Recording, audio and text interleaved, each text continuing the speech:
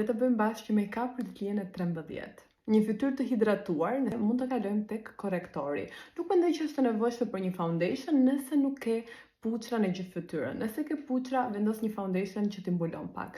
Korrektori që po përdor unë është ky Catrice Camouflage. Do shoh pak a shumë ku i kam puçrat, e lëm pak fare të thahet, të ketë më shumë mbulim. Nëse do vendosni korrektor këtu post syve, vendosni një ngjyrë pak më të hapur. Këtë post syve nuk do ta lëm shumë të thahet, e përhapim me gishta. Që korrektori mos lëviz, aplikon një pudër, kjo këtu është nga Essence, edhe e vendos kështu kudo. Nëse nuk keni furça, mund ta vësh pak edhe me dorë, edhe e aplikon kështu, ose me një copë.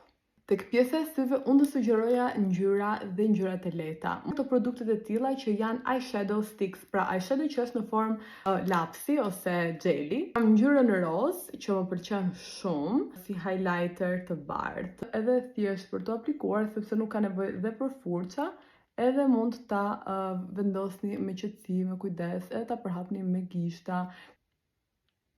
E vendosim pak edhe poshtë. Unë mendoj që çdo look, për më tepër një look kur je 13 vjeçë, duhet të ketë cica, kështu që unë kam këtu një produkt të Catrice, që është ky që ngjan Fentit, edhe janë këto xixat shumë të bukura, ose mund të përdorni këtë. Këto janë nga Debi. Mund ta përdorni si highlighter sa të doni.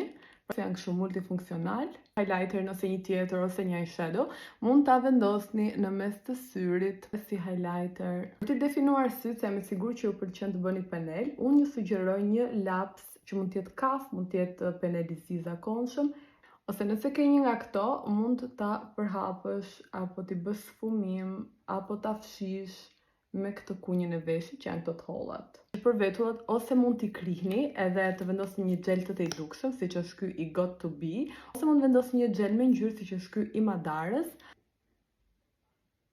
Nuk do përdorim qërpik falco normalisht. Për blush përdorim diçka të tillë, një roz që ngjan.